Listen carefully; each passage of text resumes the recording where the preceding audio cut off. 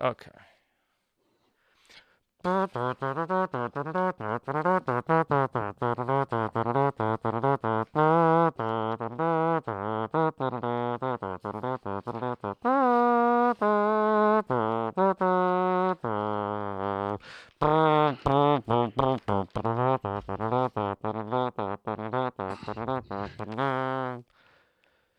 King's Landing is over, but we're Wow. just getting Wow. started here on the Game of Thrones post-show recap after Game of Thrones Season 8, Episode number 5. And I am live with Stephen Fishback after what a night on Game of Thrones. Stephen, ring the bell!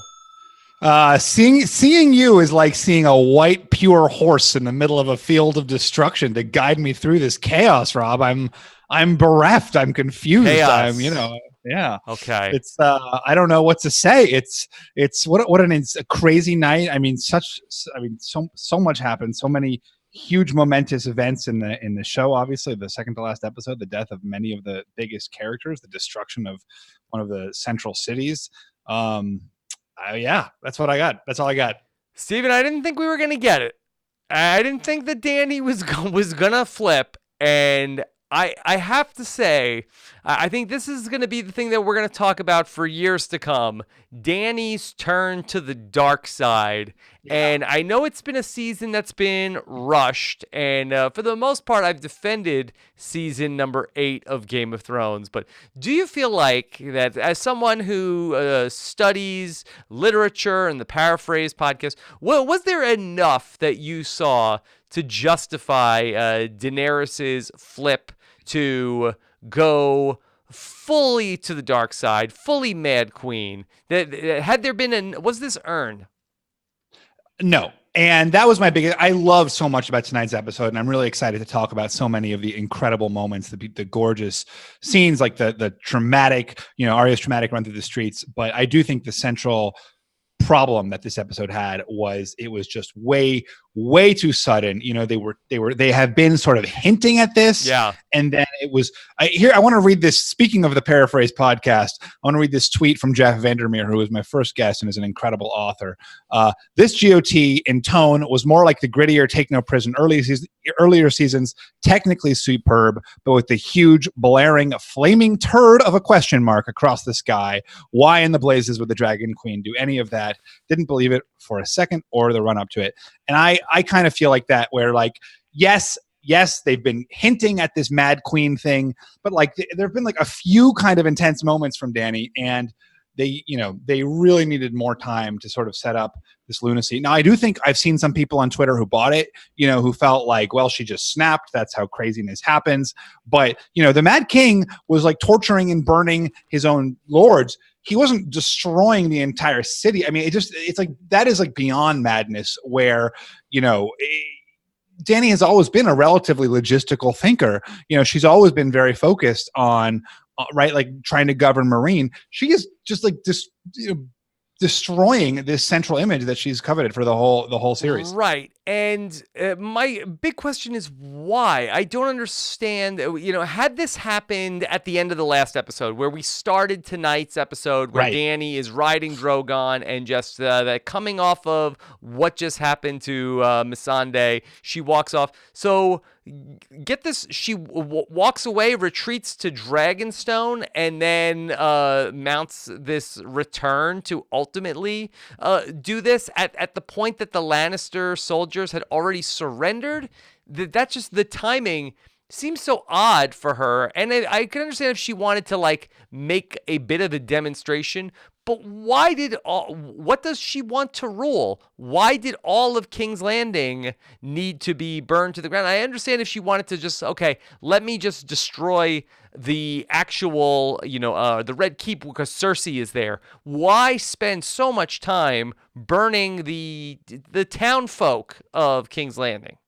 Right. Or even if, it wasn't clear that the city had surrendered. I mean, that's sort of what I was imagining was going to happen, was that like this kind of like orgy of destruction was just going to spiral out of hand. But that's not what happened, right? The initial invasion was relatively contained. They killed all the soldiers very quickly. Like Drogon burst through the walls. The Golden Company surrendered.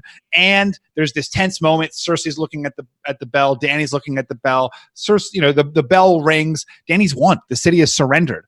And at that point, there's really nothing. There's no like spiraling, mounting lunacy, as was the case with her father, right? Where he kind of was like, his paranoia was like leading him into insanity. She's gotten everything she wanted. Yeah. And it was at that point that she decides to, after the city had surrendered, it was almost like that she wanted her pound of flesh for what ultimately happened with Missandei. I just don't know if we'll ever get enough justification. I felt like that they tried in the previously on to really sell it. In the previously on, which I don't think is a great way you want to work if you are a TV show, to really try to sell a big plot development by giving us a montage from the previously on, where we even heard Viserys talking about don't unleash the dragon, flip a coin with a Targaryen. Sometimes they're crazy, sometimes they're not. This is what the Targaryens do. And it's almost like that Dany, the Daenerys that we followed for 7 seasons, just ultimately tonight succumbed to the fact that she was a Targaryen, and she can't help it. Yeah, well, exactly. I mean, I again, like, I know some people feel like it's been going in this direction, and I don't disagree with that, but it was just such a huge leap in that way forward. And the small amounts Varys was right. Yeah, exactly. The small amounts they've teased have been people kind of fretting. She's been a little bit erratic when she was like riding the dragons with Jon. What else did she really do? She was a little bit upset when Sansa challenged her, her claim to the throne. There hasn't been some, spiraling madness or paranoia. She hasn't like lashed out at the people around her. She hasn't. I mean, she hasn't been nice to Tyrion. I think that hurts us all. But it really hasn't felt like it's been this build. And if you want to say, well, insanity could strike any character at any time, and we know that she's a descendant of crazy people, you can say that. But then that's an excuse you could use to justify almost any action from any character in any show. Okay, so we don't have to like it, but it happened, and Daenerys has destroyed King's Landing, and with it, Cersei Lannister's reign is over. Cersei and Jaime ultimately dies. So many big headlines to talk about from tonight. Oh, yeah. But let me just look 1 week from tonight at the finale. Does Daenerys come out of this finale alive? No. I don't think so at all. I mean, I think we've been saying, some people have been saying, Jon has got to kill Daenerys. I mean, we know Jon has a bad track record of killing the people he's supposed to kill. So maybe it won't be Jon. Some people have said Arya after this, although Arya feels a little on the nose after I think you were saying that last week. Like, Arya can't kill. Well, I didn't think she would kill Cersei, but I, for the record, I do think that she will kill Daenerys, because Arya was so much of the focus of this episode once she left the Red Keep. And yes, it was dramatic, but I'm not sure why that she got 70% of the airtime in the final 10 minutes of the show, unless she is going to play a central role in how this ultimately ends next week. Oh, I'm sure she'll play a central role. I don't necessarily agree that she'll be the one to kill Daenerys. I think that would be like just too much. I mean, for the reasons you said that she wouldn't kill Cersei, I just think it's like, is she the only one who can kill big bads in this world? Who will do it then? Jon. Boy, that would be something if Jon could do it. I don't think he can. Oh, I think Jon is going to be the one to do it, and Jon had his moments too, right? Like, certainly when the chaos is spiraling out of control, like Grey Worm goes off and participates in the plundering. Jon tries to stop it. Jon stops someone from raping a woman, and ultimately Jon is like lost in this chaos as well. It was interesting that you're right, that it was Arya rather than Jon who became kind of our point of view character while she's running through the streets as they're collapsing. And my only thought is that maybe it's just because Arya is like most like us. Maybe, I mean, we're all secret assassins, but she's like the most like people. She's the one people cue into emotionally the easiest, I think.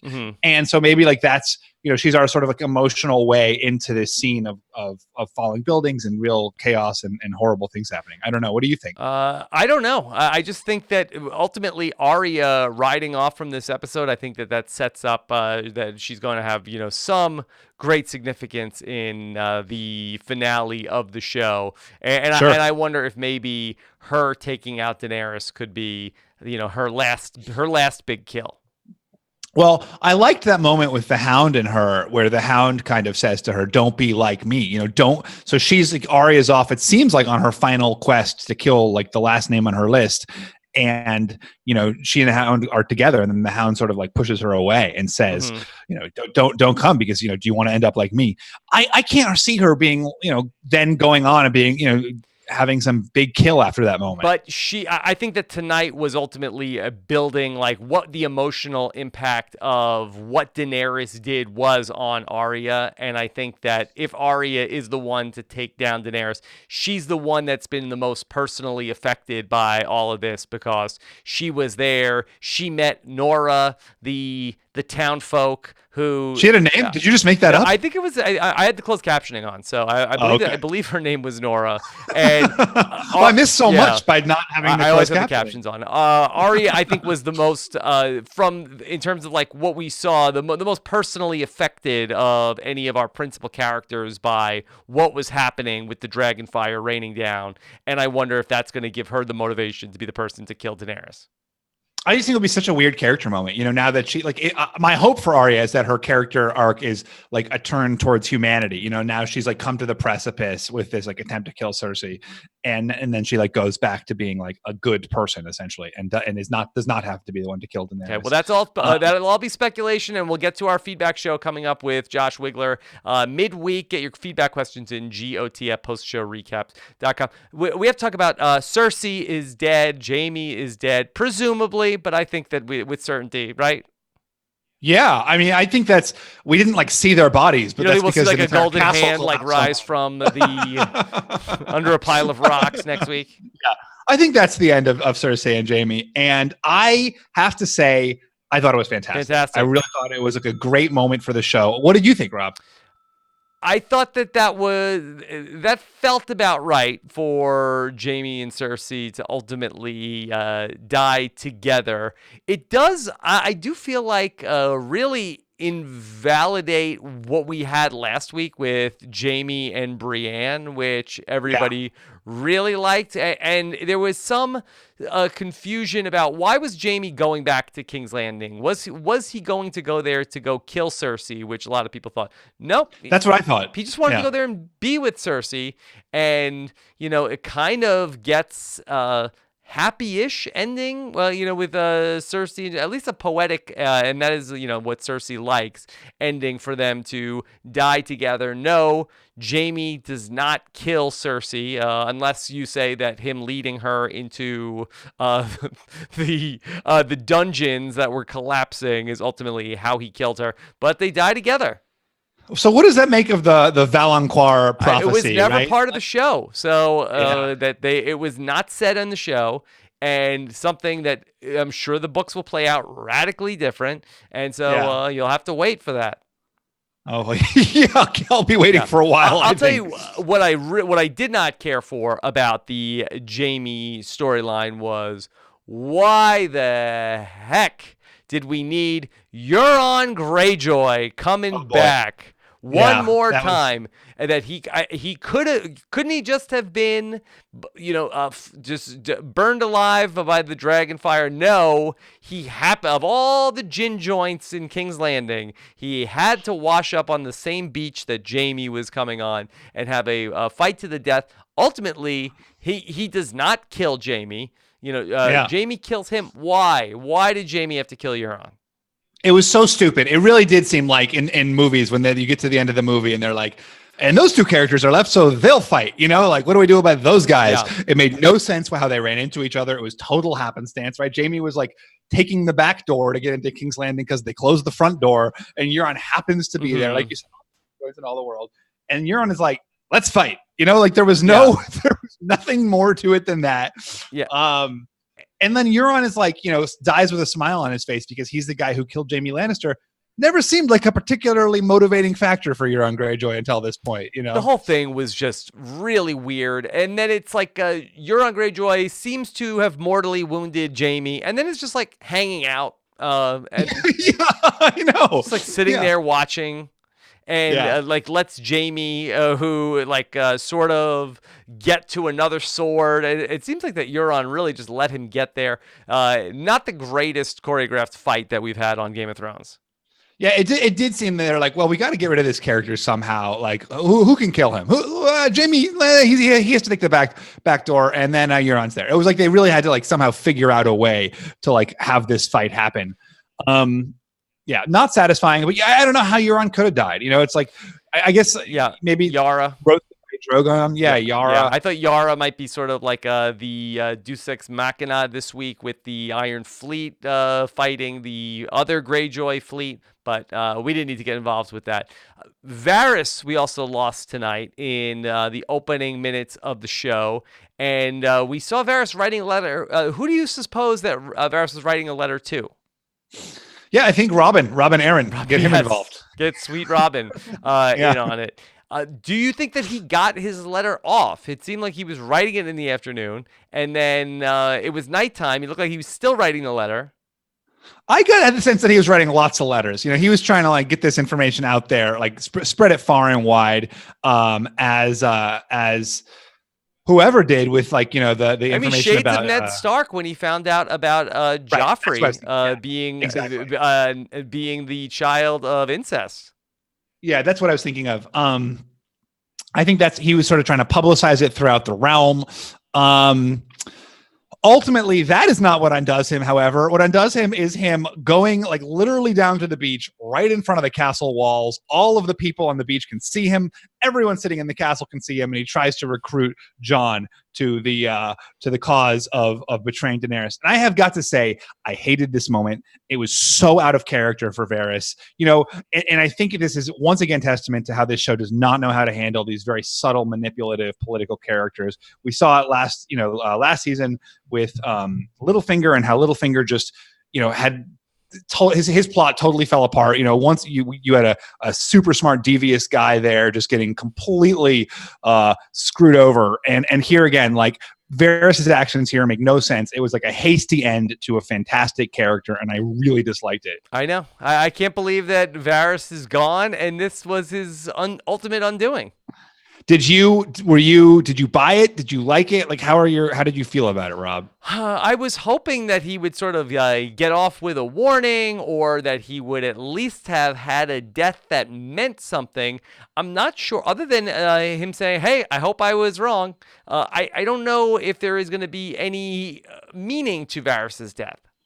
Yeah, exactly. And you know, he's the guy who's outlived every king who was who had his you know, little birds. He's the yeah. And you know, for him to just be so ham-fisted with this last kind of conspiracy and have it be discovered, and again, it's just a question of time, right? It's just like that plot point could have been good, but it could not. Like, it couldn't be good in the 3 minutes that they had to allot to it. Yeah. And we got to see Jon Snow once again say he does not want the throne, and Varys putting that idea in his head. Is Jon Snow ultimately on the Iron Throne at the end of next week's episode, Steven? I mean, Rob, you know, a lot of the predictions that we've all made throughout this show have been based on like some conception of the show we've had in the past. You know, I think going into season 6, I would say no way is Jon Snow on the throne. I still feel that way, but I feel less confident about it. I'm like 95% sure that Jon Snow's not on the Iron Throne. But you know, I would have been like 100% sure just a few episodes ago. What do you think? It sure seems like it's going that way. I can't imagine the turn of events that gets us anywhere else after tonight. I mean, yeah, I guess that's the thing. It's like, that would be such a terrible end to this show if Jon Snow was on the Iron Throne. What a total betrayal of the whole central, like, he is the Song of Ice and Fire. Yeah, I guess that's right. So, wow. Boy, we are really in the end game now, Steven. Yeah, it's really true. Yeah, that's wild. Isn't it crazy? I mean, I really want to know. All I want to know from D&D is what George Martin told them. I want to know like how much I can count as canonical and how much I can just dismiss out of hand. I don't know. I don't think a lot. Not a lot is canonical. I don't think so. I mean, it doesn't sound like that he gave them like, here's the Bible of what it sounds like. That like went to lunch with him a couple times. Yeah, but he must have given one lunch. That's enough time to give a lot of plot points. Daenerys goes crazy, burns King's Landing. John, that's over like appetizers. Yeah, I guess so. But so what did you think of Tyrion turning on Varys? Did you buy that? Did you like it? I like the moment between Tyrion and Varys before Varys died, and it does feel as though that maybe Daenerys is going to maybe take out Tyrion next week. Yeah, it really could be. I mean, maybe like she finds out about the boat that was supposed to be lent to. She finds out about the boat, and specifically that he freed Jaime Lannister. And while I really like the scene between Tyrion and Jaime, and we do have some more, poetic justice of, it was Jaime who ultimately worked to get Tyrion free so Tyrion could escape the death sentence in season 4. What did the Unsullied guards say when Tyrion, first off, when Jaime Lannister walks out? Yeah, I know. That's what I was thinking too. Like, did no one report that? Like, where did he even get the key from? Like, all Tyrion says is like, "I'd like a moment alone with my brother." And they're like, "Absolutely not." And then he's like, "Listen, I outrank you." No one gave him a key, as far as we saw. Yeah, maybe there's just one master key for all the Unsullied locks. All the chains. Yeah, I mean, you would think that information would get back to Daenerys. I mean, maybe that's part of the fact with Daenerys that she feels like, you know what, all my advisors are all giving me bad intel. It's just going to be me and the Unsullied. That's it. Me and the Unsullied and the Dothraki, and, screw everybody else. I mean, not a bad point. To Daenerys' point, like she could have staged this same invasion of King's Landing 2 seasons ago and had basically similar impact. And they wouldn't have had a chance to build the scorpions. No scorpions, 3 dragons.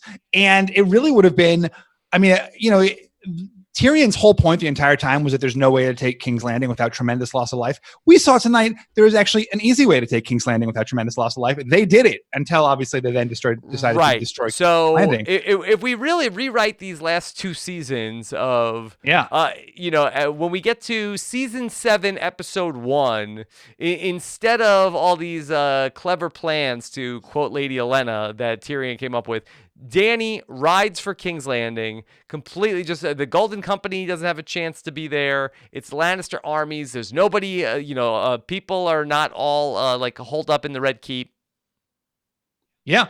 And she's not crazy too at that point. Right. So she goes for a very safe victory. She blows down, Drogon apparently can blow up walls, I guess. Like that's a thing he can do with his fire breath.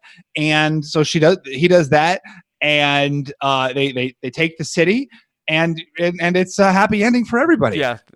And Tyrion was responsible for all the tragedy and horror that came last night. Yeah. Or tonight. Although then, Jon and Dany don't necessarily end up together, and then you still have to deal with the White Walkers.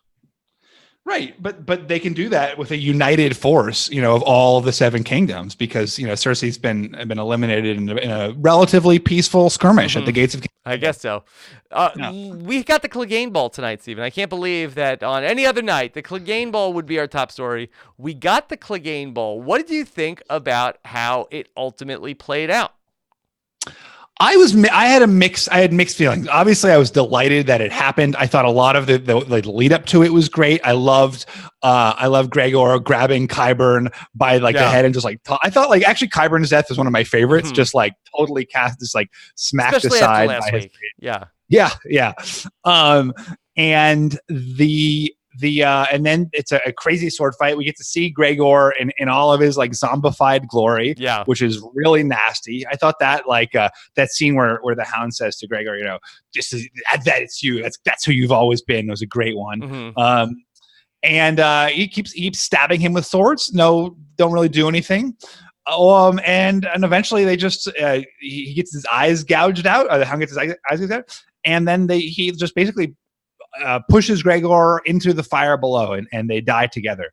I think some people felt like it was an unsatisfying ending. I saw on Twitter because there was no victor, but I liked it. I mean, the Hound killing himself to kill Gregor was the only way this could end. I don't In know some if capacity. the mountain can die. That was my big takeaway. And I wonder, Stephen, did you feel at all as though that from like a narrative perspective, did the mountain ultimately just become a metaphor for that? The Hound has based his whole life on revenge and Right. killing his brother, and it turns out that you cannot satisfy that you can't scratch that itch because you want to kill somebody and it looks as though the mountain can't die.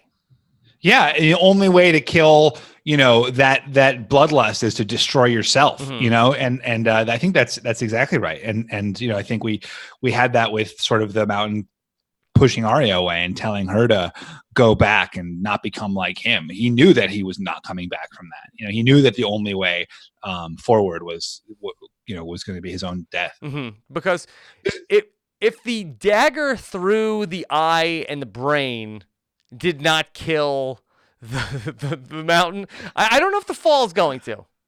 I thought they were like falling into fire. Like, didn't we see like a sea of fire? Like, which the Hound was never a fan of fire.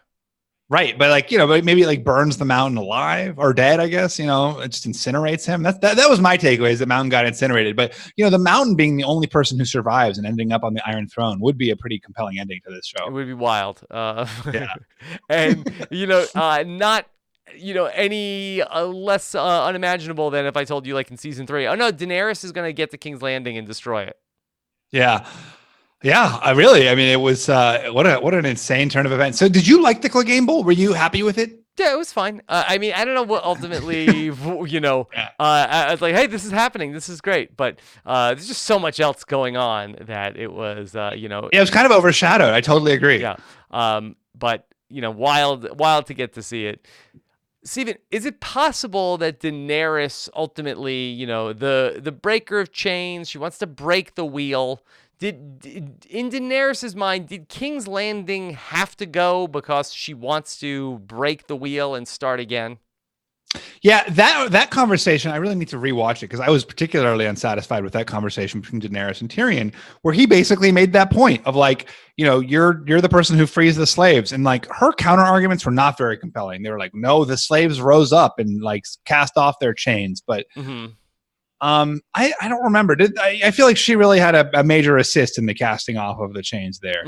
Yeah, that I guess in Marine that the slaves rose up against their masters, and Daenerys would have liked to have seen the townsfolk rise up against Cersei once she showed up with these dragons. But they didn't really have a ton of information. This is not. And they rang the bell. Right. It's you want to be in the Iowa caucus, you got to spend a year in Iowa, right? That's right. I totally understand. You can't just show up and then expect everybody in Iowa to vote for you. You gotta get to know you a little bit. Right, got to do some politicking, hand out leaflets with your face on them. Yeah. Yeah. Maybe should Daenerys have had pamphlets drawn up and then have Drogon drive over King's Landing? I guess nobody can read. That's part of the problem. Yeah. Well, one of the big growth arcs tonight was that Drogon learned how to dodge and weave. Yeah. So he was able to move up. Turns out that Drogon knows how to do more than just attack in a straight line. He can circle. He can rise and lower. He can go left to right. Yeah. It seemed like that the killer move there was that Drogon was going to fly low. It seemed like that the Scorpions had a hard time to. They can shoot up at like a 45-degree angle, but if you come in like parallel to them, they have a hard time aiming at that. In general, he seemed to be moving around in a way that like they weren't doing the first time, where they were just going. Yeah, maybe they practiced. Now, yeah, exactly. There was a montage. That we missed. How about was there anything more disappointing in terms of hype than the Golden Company? Oh man, no, those guys sucked. Yeah. But I mean, I think if you're going to rank sort of like the least impressive armies in the history of Game of Thrones, I think they're right there with the Tyrell forces. Yeah, they just gave up at the very. I mean, and Tyrell, at least swords. They leave you high and dry. Yeah, and if there were elephants there, it would have been a whole different matter. Yeah, I mean, it was like over before it started for the Golden Company. Yeah, they their leader just immediately sucked. He was immediately killed, right? And then the rest of them just gave up, within moments. Within moments, it was very very quickly that he was able to just be dismissed very quickly. Have we been introduced to that guy? I couldn't remember. He looked vaguely familiar. I'm like, maybe he showed up in a scene with like Euron or something. Like, hey, what's up, guy? Yeah, I thought for a second, no. Oh, it's Dick on Tarly. Like, nope, no, it's not. It's definitely not him. Yeah, that would have been great. Definitely not him. Zombified Dick on Tarly, back from the dead. Yes. Okay. Any other main headlines from tonight's episode? I mean, I just think that incredible long scene of Arya running through the streets was so powerful and so incredibly well done. Just like kind of showing on this street level the terror. Saving and Private Ryan-esque. Yeah, really, it was. It was just. I thought it was so incredible and really just, powerfully done. And a lot of people, when we were talking about the Battle of Winterfell,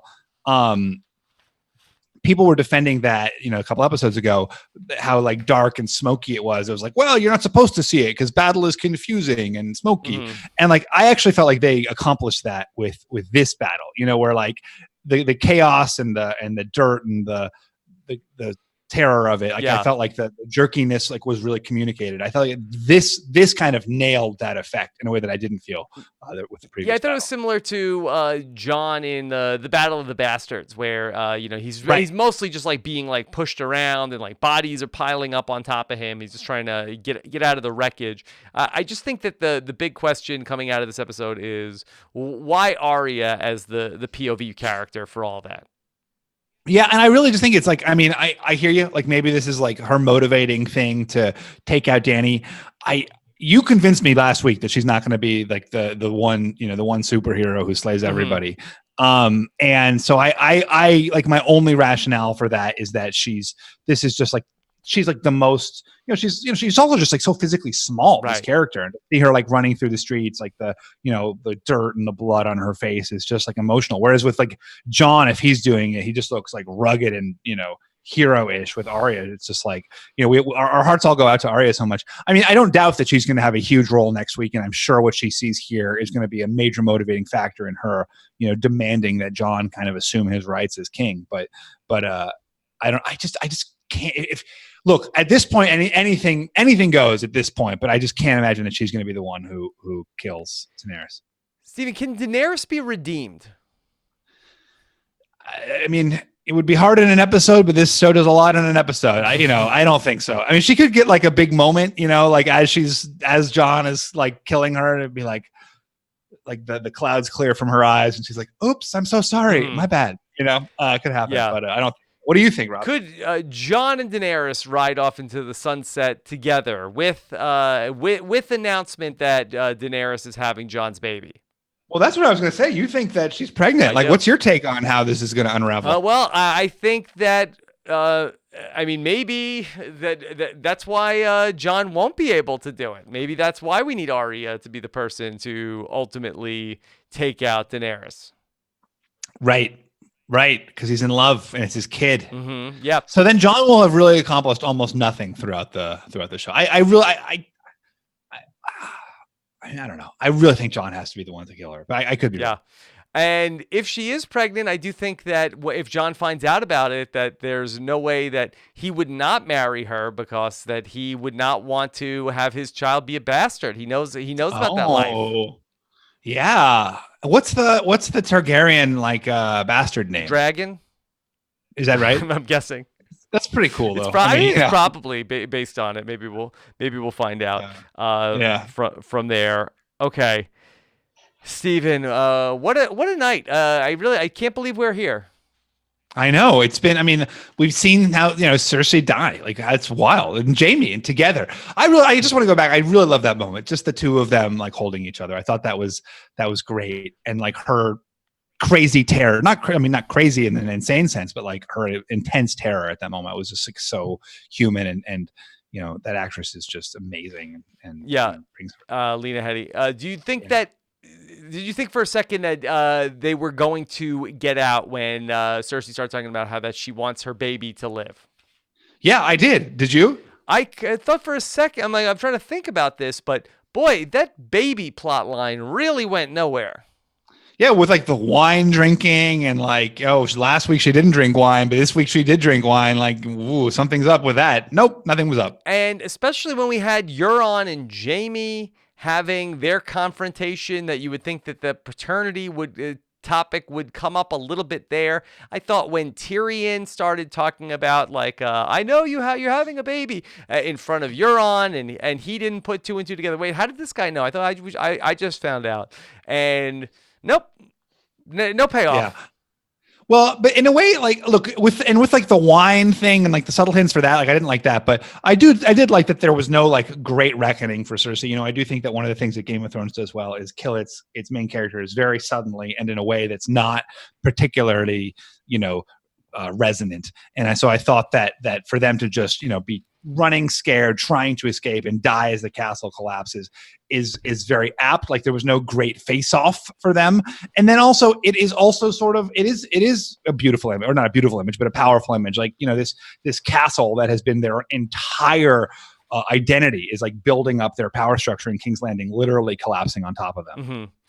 Steven, how do we get all of the other characters back into the mix next week? Yeah, how's Sansa getting back in? I'm assuming we get more Sansa. So, like presumably like maybe they come. I mean, nobody's coming south to King's Landing for Dany's coronation. Like that's got to happen somewhere else. Yeah, I don't know. I don't know how we get the northern characters back in the mix unless we see scenes of them at Winterfell getting a raven about what happened and what do we do. But I don't know. Like you have Sansa and Brienne there. I don't know who necessarily else is left for her to communicate with. Yeah, who's in the end game? Like we know Bran, that Dany, yeah. Jon, and Arya are there. Yeah. I'm assuming Sansa's there. Who else is a major? I mean, obviously Tyrion is there. Who else is a major player next week? I think that we gotta keep our eyes on it's Jon, Daenerys, Sansa, Arya, Tyrion, and I feel like that's the big five. Yeah. Yeah, that's and probably Bran, is he going to play a role? Is he going to close his eyes and flutter over with the ravens? How did he not give anybody a heads up that this was coming? She looked so beautiful with the fire. Yeah, I guess so. Yeah. I mean, when Sansa, maybe has he been talking to Sansa, and then maybe that's why she's so skittish about Daenerys? Yeah, could be. Yeah. Never bet against Sansa anymore. Sansa, she does not have a bad read anymore. Yeah, Sansa and Tyrion ending up together, still a good call. Okay, well, we'll see how that goes. All right, I want to take some of your tweets here tonight, but first, let me thank our sponsor. Those are our friends over at Blue Diamond Almonds, and if you're watching Game of Thrones, you've got to be tired of these same old boring snacks. You can't watch an episode of TV like that and have boring snacks like chips. Let me tell you, winter's here. So is the perfect snack, Blue Diamond Almonds. Whether you're going to work, bored at work, leaving work, these almonds are the perfect snack. Honey roasted flavored almonds. Those ones are my favorite. We've got the sriracha flavored almond. Boy, sriracha. Here's sriracha Drogon. Yeah. Yeah, Dracarys, when you have the bold sriracha almonds, plus wasabi and soy sauce flavored almonds too. Why keep snacking on boring snacks like chips when you could go to the store and pick up Blue Diamond almonds right now? Whatever the moment, Blue Diamond almonds is a perfect snack. Don't deny your cravings. Go pick up some great flavors right now and eat them. Blue Diamond almonds, crave victoriously, and yeah, if you need to take the edge off it after the almonds will do that tonight. Okay, Steven, let's take a look and see if any of the listeners joining us here live after all of this want to talk about this. I see a question from Chelly. Do you think that Dany will end up killing Tyrion? She has to, right? After the threat we heard her make, she said, "Hey, screw up one more time, Tyrion." Yeah, and he did. I thought Tyrion was going to get out alive, but maybe not. I wonder. There was certainly foreshadowing. Go ahead. Tyrion flip. Tyrion had been waiting for him to ring the bells. She did not go along with his plan. She killed Varys. Could Tyrion jump ship? Yeah, Tyrion could be the one too. I mean, he was the one he's been the most blindly loyal to her for the longest period of time. Right. Could it be a Lannister ultimately, helping out? Well, a sort of Are there Stark. any left? Yeah, Who's Tyrion. left? Oh, right, Tyrion. I mean, I thought he's like a different Lannister. Yeah. I mean, So it's like another him one. and Jon Snow went up to the wall in the beginning of the series. Could he be a person that's a big person in Jon Snow's corner? Yeah, I definitely. I mean, it does seem like next week is everyone that's left, very small number of people versus Danny. Yeah. Did you think at all that when Jaime found Cersei, that it was actually Arya wearing Jaime's face? That never even crossed my mind. Did you think that? I thought that in the back of my mind, I was holding that as a possibility. That would have been cool. Well, that had been a big fan theory of that. Oh, it will be Jaime that kills Cersei, but Arya will be wearing his face when that happens. Right. No. In the moment, I never even had that consideration at all, though. I mean, it was so clearly. Well, especially because Jaime appeared to be mortally wounded on his way to Cersei. I wondered if that, it could have been Arya stumbled across Jaime's body and then, was going to then run into Cersei. We could get a Genius style flashback, like as he kills Cersei. Yeah, the Strange Way starts playing. He tells us what's going on. Okay, all right. Let's see what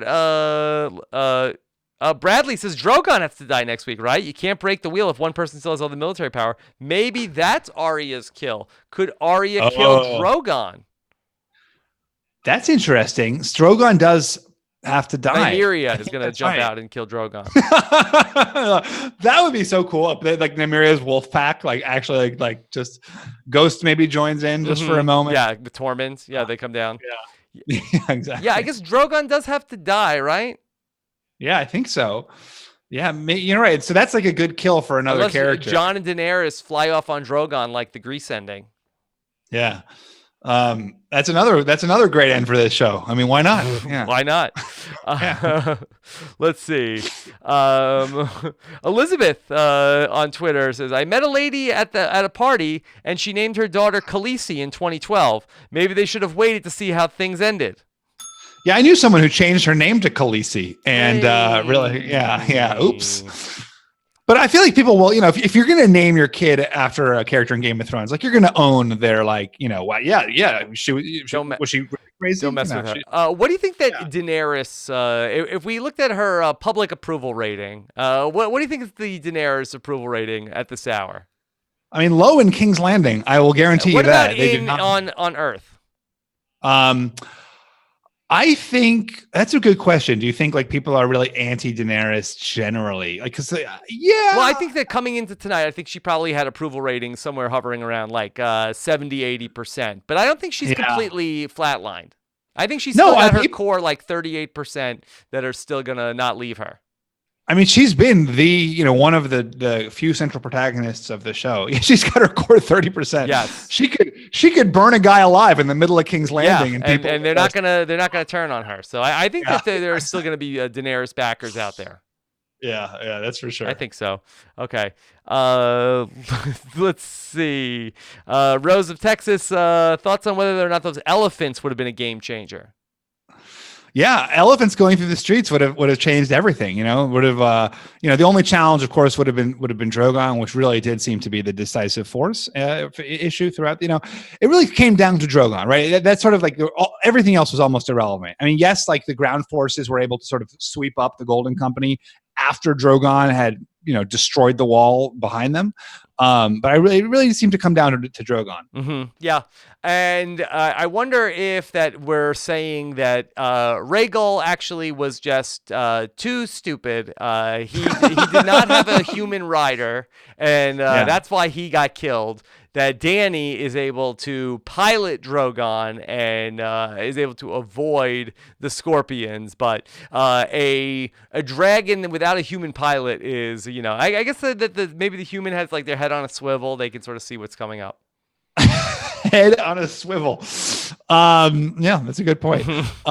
Stephen Schultz asks if Jon kills Dany next week, what happens with all the Dany-controlled territory in Essos? That's a great question. I don't know. It's not just Westeros we're talking about. Save it for the future spinoffs.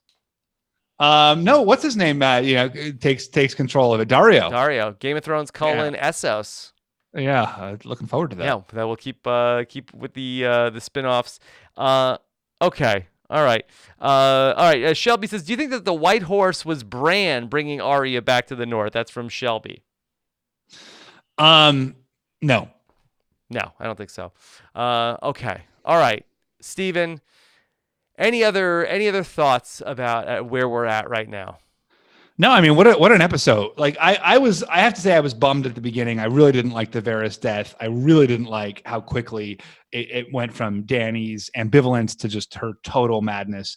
But I mean, after that, I thought just the execution of it was so powerful. Some of these key deaths we saw were just really moving, and it was it's brilliant spectacle. Yeah.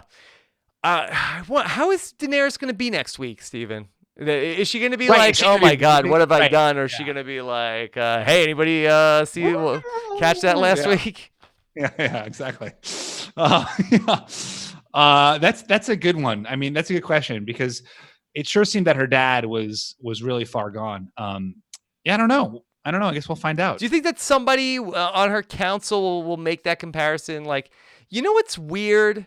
Remember your dad was going to light King's Landing on fire and he never got to do it. And then you came and did it. Was that planned? Yeah. So that's a good. And then we saw the little dragon fire. Like what was that? With these little like dragon fire things going on? Well, I guess that there are just little pots of dragon fire still left around the city. I thought that was going to be, we were going to things were going to start. Like I thought that either Cersei had placed more dragon fire around the city as another defense, or that they were the whole thing was going to blow because there was still enough dragon fire in the city. But just no, it looks like a little little pot here and there.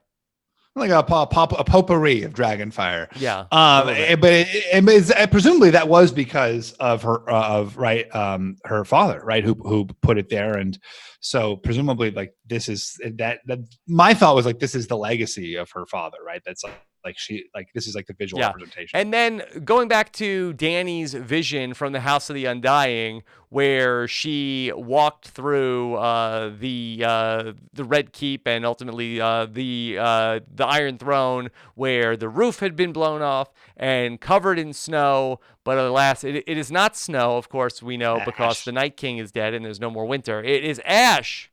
Yeah. Real cheat. There's no more winter. Yeah, I was bummed. I mean, there was snowing last season. Yeah, it was snowing. No, but now the Night King is dead, so winter's over. Okay. Look, I'm joking around. Please, I don't want to get dragged for this. Out of all the things I get dragged on Twitter, I know it's still technically winter, but I don't think that we're going to get any real snow anymore. Yeah, I think you're probably right. They couldn't afford the snow budget got spent. Snow budget is spent. Okay. Yeah. All right. Steven, what a night. Can you believe next week, 1 week from now, we'll talk about the finale of Game of Thrones? No, it's insane. It'll be over. What will people talk about afterwards? Probably this is the finale of Survivor. Oh, yeah. And then what? That's it. And that's it for conversation. Times for us podcasting, Steven. Yeah, oh, my God. Yeah, first Rick Devens, then this. What a night. What a week. All right. So we will be back in 1 week's time. I will be back with Josh Wigler for our Game of Thrones feedback show coming up. Probably record that on Tuesday of this week, depending on how much Josh has to do. And I would bet he has to do a lot after this episode. Of course, you could get all of his coverage when you follow @RoundHoward on Twitter or go to thr.com/Game of Thrones. Of course, follow @Steven Fishback on Twitter as well. I am @Rob Cesternino, but if you want to send me negative feedback, of course, the direct line for negative feedback is @PineappleBoy27. Rob, one person we didn't talk about was Sir Davos. He's going to be there next week? Yeah, if Davos didn't like just setting Shireen on fire, can't imagine he's going to like all this. Yeah, he's going to be. There's a lot of scowls on that scowly man's scowl face. Yes. So. Yeah.